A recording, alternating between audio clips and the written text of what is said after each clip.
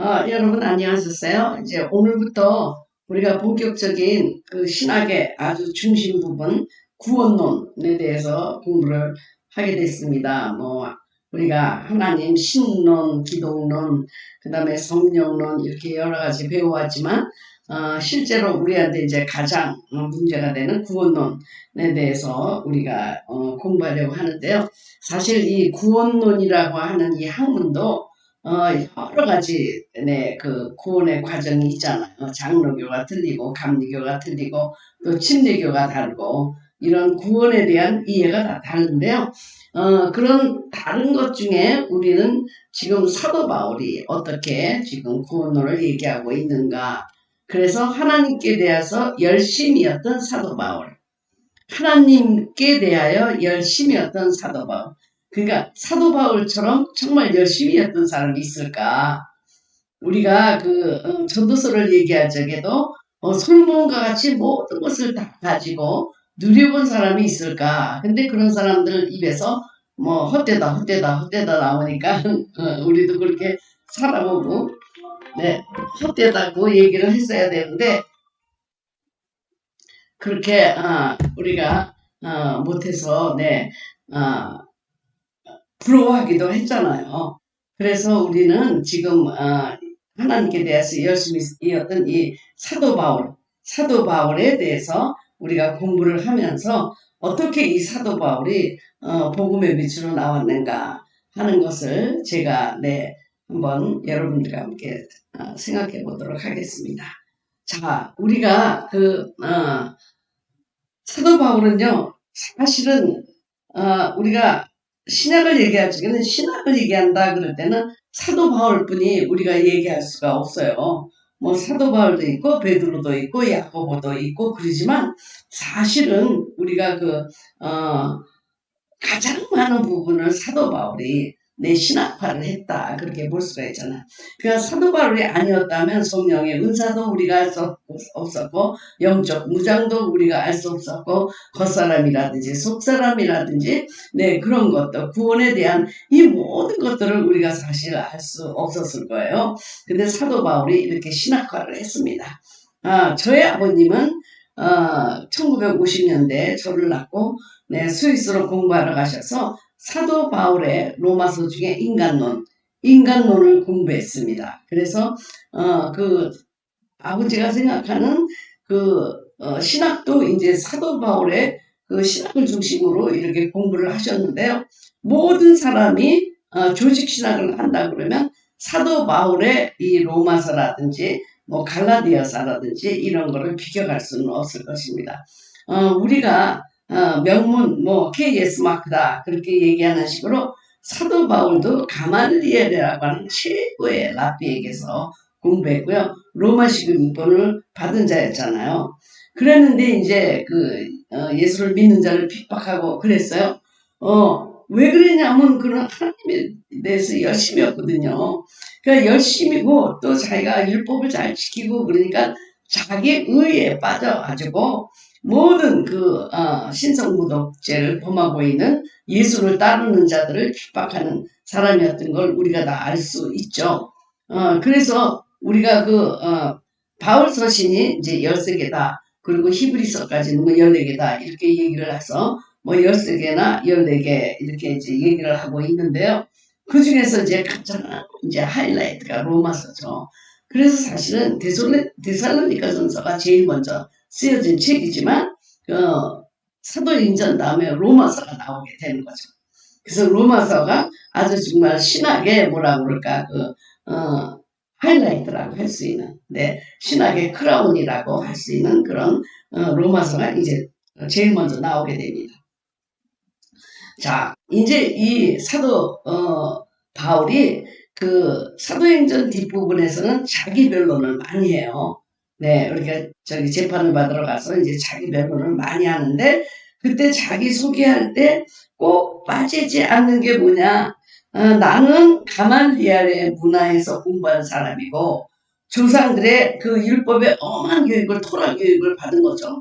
베드로나 다른 사람들도 다 집안에서 히브리 민족들은 배우니까요.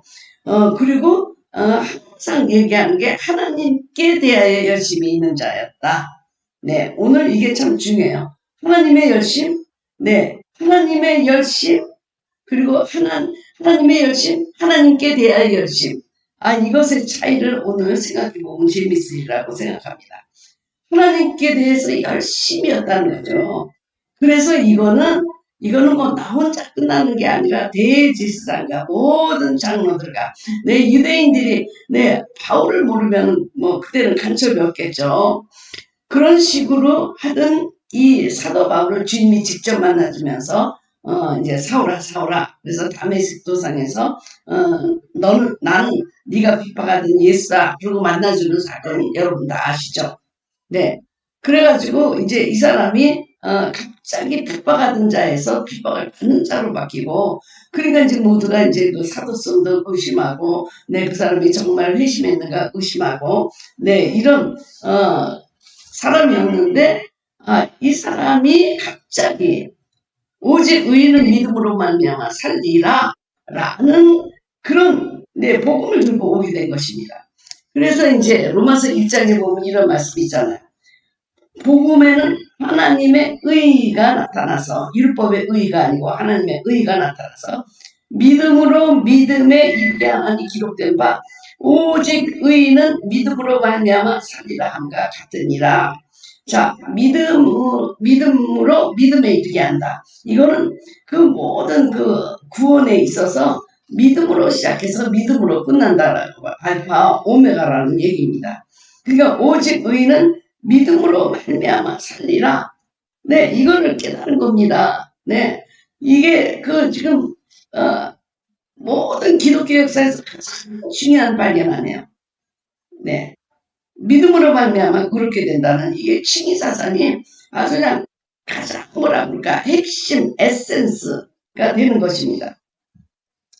그런데 이 의인은 믿음으로 말미암아 살리라 하는데 우리가 이해를 해야 될 게 율법입니다. 토라죠. 그러니까 사도 바울은 이 토라를 다 외울 수 있었다는 거예요. 사내들인의 멤버들은, 바리새인들은요 성경을 다 외웠다는 겁니다. 암송할 정도로. 얼마나 열심히였겠어요. 하나님께 대하여 열심히였다 그 얘기입니다. 그래서 지금 거의 그 율법의 사용을 신약성경의 62%를 사도 바울이 사용하고 있습니다. 그런데 이제 사도 바울이 이런 얘기를 했어요. 율법은 폐기될 것이 아니고 율법의 그 의미는 우리를 한계를 느끼고 죄를 느끼고 우리가 구세주가 필요하다. 그래서 그 그리스도로 인도하는 모학 선생일 뿐이다. 이렇게 얘기를 하잖아요. 갈라디아 3장에서 이런 말씀을 하고 있는데, 여러분, 자, 율법이 죄가 없다는 것을 가르쳐주고, 그 율법으로는 죄의 문제를 해결을 못해주고, 그리고 우리는 어느 누구도 의인은 없고, 그래서 우리가 필요한 분은 그리스도다. 이거를 깨닫게 하는 게 율법이다. 그래서 율법이 우리를 그리스도에게로 가는 몽학선생, 초등교사다. 이렇게 표현을 했거든요. 사도 바울이. 그러니까 율법은 하는 일이 뭐냐? 우리를 그리스도에게로 인도해주는 그런 역할을 할 뿐이다. 그렇게 얘기를 했습니다.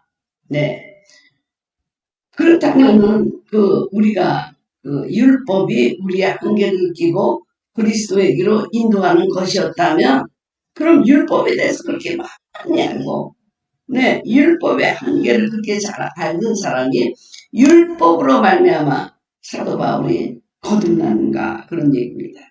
예를 들어서 그 율법이 우리를 그리스도에게로 인도하는 몽학 선생이다 라고 얘기한다면, 제일 먼저 그리스도에게로 돌아와야 하는 사람이 사도 바울이죠.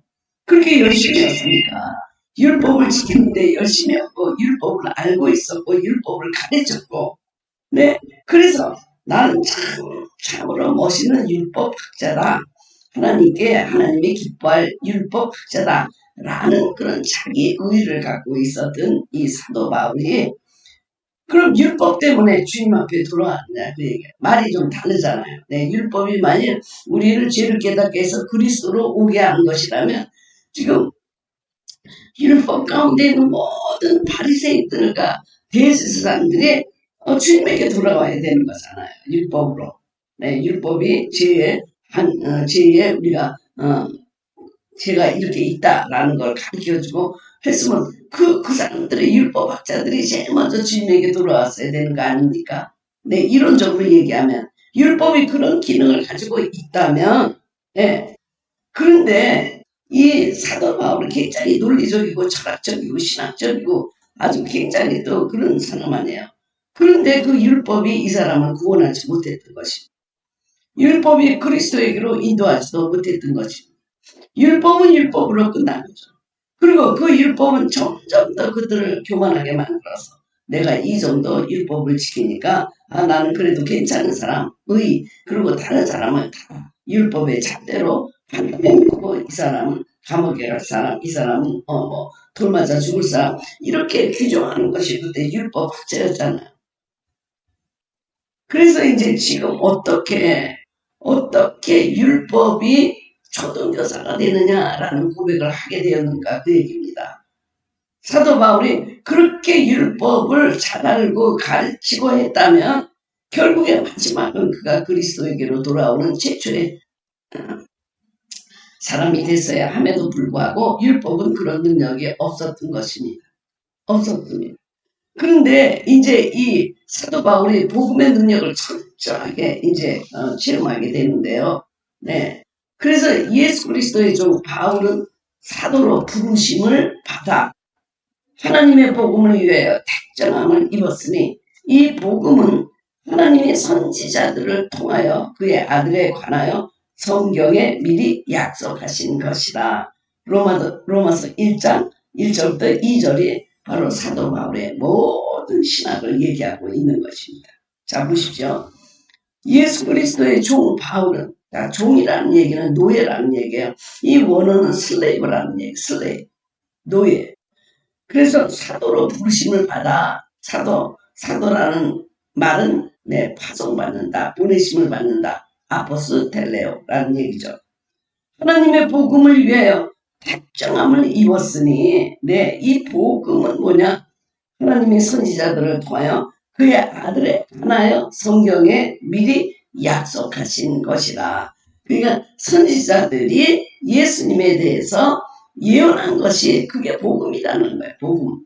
그런 복음, 그게 하나님의 복음. 그 하나님의 복음의 능력을 만나고 이제 사도 바울이 완전히 이제 다른 사람으로 태어나게 되는 것입니다.